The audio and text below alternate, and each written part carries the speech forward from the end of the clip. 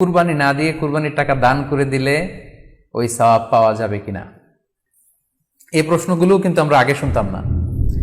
Recent সময়ে গত কয়েক বছর আগে আমরা খেয়াল করেছি যে তারকা জগতের কিছু লোক বা নাটক সিনেমা জগতের কিছু লোক এরকম ঘোষণা দিয়েছে যে আমরা টাকা বন্যার্থ লোকদেরকে দিয়ে দিলাম, আমরা কুরবানি দেব না।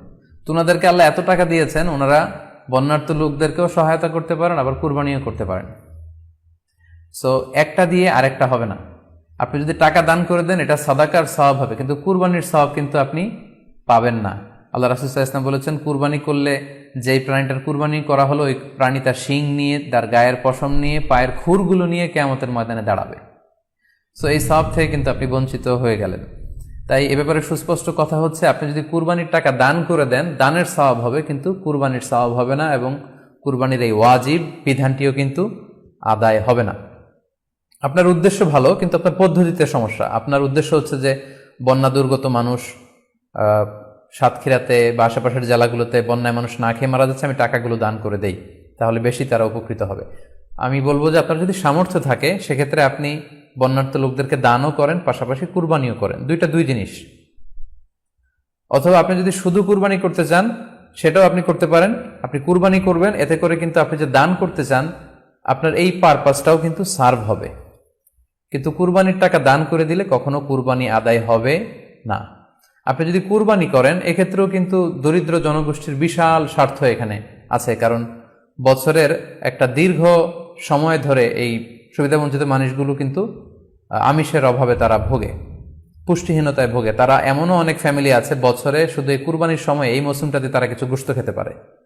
সো তাদের মধ্যে আপনি কুরবানি করে এই গোশত বিতরণ করতে পারেন। সো এই কোভিড-19 পিরিয়ডে আমাদের উচিত বেশি বেশি কুরবানি করা, কুরবানি করে এই অভুক্ত মানুষদের ঘরে ঘরে কুরবানির গোশত পৌঁছে দেয়া।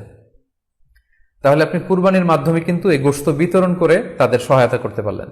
পাশাপাশি যারা খামারি আছে, আপনি কুরবানি করলে এই তাই খামারিদের এই ব্যবসা প্রসেসেও কিন্তু আপনি অংশগ্রহণ করলেন।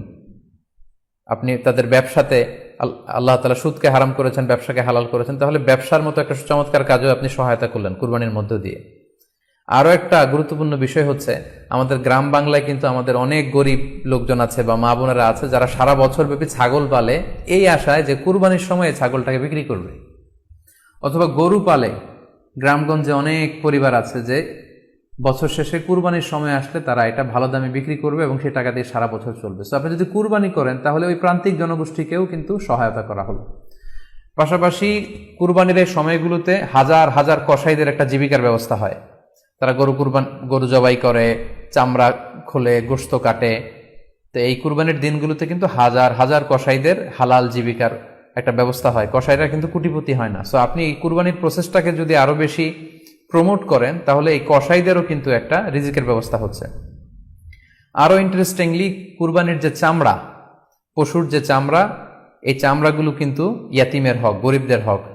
সো আপনি কুরবানির চামড়া বিক্রি যদি করে দেন, চামড়া চাইলে আপনি ব্যবহার করতে পারেন, অথবা বিক্রি করলে এটা কিন্তু ইয়াতিমখানাতে, মাদ্রাসাগুলোতে, অভাবী মানুষদেরকে এই দামটা কিন্তু দিয়ে দিতে হয়। ফলে কুরবানির এই চামড়া থেকে কিন্তু মাদ্রাসাগুলো বা ইয়াতিম ছাত্রছাত্রীরা উপকৃত হচ্ছে। তাহলে এখানে অনেক বিষয় জড়িত। যদিও বর্তমান সময়ে চামড়া শিল্প ধ্বংস করার একটা বিশাল পায়তারা চলছে, চামড়ার দাম পড়ে যাচ্ছে। তো আমরা যদি কুরবানি না দেই আমাদের চামড়া শিল্প হুমকির মুখে পড়বে, এবং এই যে হাজার হাজার মাদ্রাসা এবং এতিমখানা আছে যাদের একটা বড় ইনকামের বা আয়ের উৎস হচ্ছে কুরবানির সময় এই চামড়ার টাকা। সো মানে with all this discussion it seems that through sacrifice you can contribute more. আপনি যদি কুরবানি করেন এবং এটা যদি বেশি বেশি করেন তাহলে আপনি যে চাচ্ছেন অসহায় মানুষদেরকে সহায়তা করতে, এটা আরো বেশি বেশি করা হলো, বেশি বেশি করা হলো। তাদেরকে গোশত বিতরণ করে আপনি সহায়তা করলেন, খামারিদেরকে ব্যবসার ক্ষেত্রে সহযোগিতা করলেন, গ্রামের যে নারীরা ছাগল পাললো, গরু পাললো তাদের সহায়তা করলেন, কসাইদের হালাল জীবিকার জন্য সহযোগিতা করলেন, মাদ্রাসার ইয়াতিম ছাত্রদেরকে আপনি সহায়তা করলেন। সো আমি বলবো যে কখনো এই ভুল সিদ্ধান্ত নেবেন না যে কুরবানির টাকা আমি দান করে দেব না। আপনি কুরবানি করবেন, এতে আপনার কুরবানির ওয়াজিবও আদায় হবে, গরিবদেরকে সহযোগিতাও করা হবে। সেক্ষেত্রে যদি আপনি স্বাস্থ্য ঝুঁকি মনে করেন সেক্ষেত্রে আপনি সরাসরি হাটে যেতে না চাইলে অনলাইনে গরু ক্রয় করতে পারেন। আরো একটি সহজ পদ্ধতি আছে, সেটা হচ্ছে যারা শহুরে জীবনযাপন করছেন, শহরে আছেন, তারা চাইলে কিন্তু আপনার গ্রামের আত্মীয় স্বজনদের কাছে আপনার টাকা পাঠিয়ে দিয়ে কুরবানি আদায় করতে পারেন। টাকা পাঠিয়ে দিলে তারা আপনার পক্ষ থেকে ছাগল বা গরু কিনে কুরবানি করে তারা গোশত খেয়ে উপকৃত হলো, আশেপাশের গরিব আত্মীয় স্বজনদের মধ্যে বিতরণ করে এই কুরবানির প্রক্রিয়াটা আদায় হলো। এটাও খুব সহজে কিন্তু করা যেতে পারে। আর কুরবানির ক্ষেত্রে প্রতিনিধিত্ব জায়েজ আছে। অন বিহাফ অফ ইউ অন্য কেউ আপনার পক্ষ থেকে কুরবানি করতে পারবে, আপনি টাকা দিয়ে দিলেই হলো। আর যারা হাটে যে নিজে দেখে শুনে গরু ছাগল কিনে এনে নিজে কুরবানি করে সব ব্যবস্থাপনা করতে পারবেন, আয়োজন করতে পারবেন, সেটা সবচাইতে ভালো। সেটা তো নূরুন আলা নূর, এটা নিয়ে কোনো কথা নেই। আশা করি কুরবানির টাকা দিয়ে দিলে কুরবানি আদায় হবে কিনা এই ব্যাপারটিও আপনারা বুঝতে পেরেছেন।